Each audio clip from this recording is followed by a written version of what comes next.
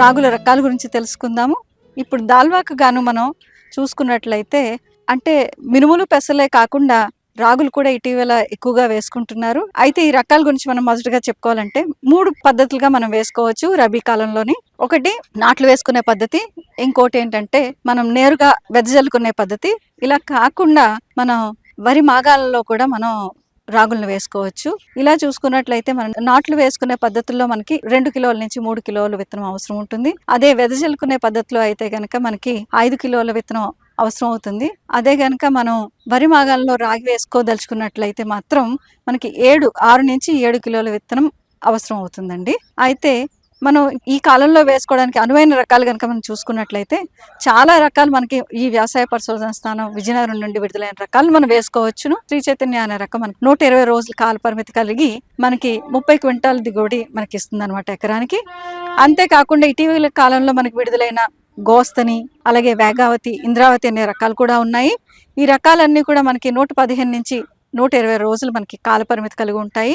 అయితే దిగుబడి కూడా మనం చూసుకున్నట్లయితే మనం 30 నుంచి 40 క్వింటాలు మనకి దిగుబడి వస్తుంది ఒక ఎకరానికి. ఇక్కడి నుంచే కాకుండా మనకి పెరుమాళపల్లి నుంచి కూడా బకుల అనే ఒక రకం ఉంది. అది మనకి 100 రోజుల కాల పరిమితి కలిగింది అనమాట. అయితే దాని దిగుబడి మనకి దానికి తగ్గట్లుగా 28 నుంచి 30 క్వింటాలు దిగుబడి వస్తుంది. అలా కాకుండా తిరుమల అనే రకం ఇంకోటి ఉంది. అది కూడా మనం ఈ కాలంలో వేసుకోవచ్చు. ఆ తిరుమల అనే రకం మనకి 130 రోజుల కాల పరిమితి కలిగి మనకి 35 నుంచి 40 క్వింటాల ఎకరానికి మనకి దిగుబడినిస్తుంది. ఇది కాకుండా పెద్దాపురం నుంచి కూడా ఒక 2 రకాలు ఉన్నాయి. మనం అంటే ఎప్పటి నుంచో వేసుకున్న గోదావరి అనే రకం ఒకటి ఉంది.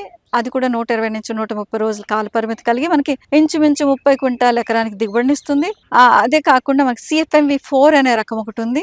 అలానే గోస్తని అనే రకం ఒకటి ఉంది. ఈ 2 రకాలు కూడా మనకి 30 నుంచి 35 క్వింటాలు మనకి ఎకరానికి దిగుబడినిస్తాయి అనమాట. ఇవి కూడా 115 రోజుల కాల పరిమితి కలిగి ఉంటాయి. ఇవన్నీ కూడా మనకి రబీలో వేసుకోవడానికి మనకి అనుకూలమే. అయితే మరి ముందుగా మనం చెప్పుకున్నట్లు ఈ ఏ రకాలైనా సరే అంటే రైతులు మంచి రకాన్ని ఒకదాన్ని ఎంచుకొని మనం వరి మాగాల్లో వేసుకొని దలుచుకున్నట్లయితే ఇప్పుడు మరి మినుము, పెసలలాగా అవైతే పెద్ద గింజలు కదా, ఇవైతే చాలా చిన్న గింజలు కాబట్టి వీటికి ఏంటంటే పదును అనేది బాగా సరిగ్గా ఉండాలి. అంటే 24 గంటలు దాన్ని నానబెట్టిన తర్వాత ఏ రోజైతే వేసుకుంటామో ఆ రోజున మనం పల్చగా ఒక పొడిగుడ్డ మీద ఆరబెట్టుకున్నట్లయితే అది నీడలో ఆరబెట్టుకోవాలి.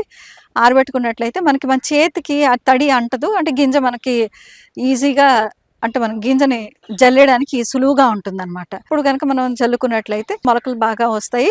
వచ్చిన మొలకలు కూడా నిలదొక్కుంటాయి అన్నమాట మట్టిలోని. అంటే పెసలు, మినుములు అయితే మనం మామూలుగా డైరెక్ట్గా నేరుగా చల్లేస్తాము. నానబెట్టుకొని చల్లుకున్నట్లయితే బాగుంటుంది. అయితే ఇందులో మనం ఏం చేయాలంటే మామూలుగా సాధారణంగా మనం వరికి వేసే ఎరువులు సరిపోతాయి. కానీ మనం కనుక ఒక 20 రోజుల తర్వాత ఒక 20 కిలోల యూరియా, అలాగే ఒక 15 కిలోలు కనుక MOP కనుక వేసుకున్నట్లయితే మనం మంచి దిగుబడులు అంటే ఆశించినంత దిగుబడులు మనం పొందవచ్చునమాట.